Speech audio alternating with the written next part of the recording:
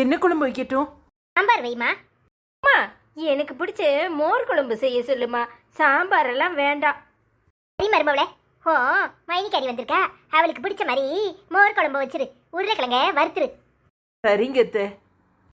ஐயோ, அத்தை வேற மோர் குழம்பு வைக்க சொல்றாங்களே. எனக்கு மோர் குழம்பே வைக்க தெரியாது. என்ன பண்ணுவேன்? அம்மாட்ட ஃபோன் பண்ணி கேட்போம். நல்ல மருமவளை தான் கட்டிட்டு வந்திருக்கேன். ஒரு மோர் குழம்பு கூட வைக்க தெரியல. துப்பு கட்டவா ஆத்தா கிட்ட போன போட்டு புளிஞ்சு புளிஞ்சி அழுதுகிட்டு கேட்க போறா. மருமவளே இங்க வாமா. சொல்லுங்க அத்தை.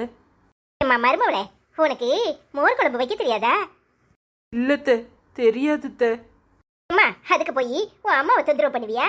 நானும் உனக்கு அம்மா தான். மோர் குழம்ப என்கிட்ட கேளு, நான் சொல்லித்தரேன். என்னம்மா நீ? முடு, உனக்கு மட்டும் வைக்க தெரியுமா என்ன? இப்படி போட்டு கொடுக்குற வேலையை விட்டுட்டு வந்து கத்துக்க.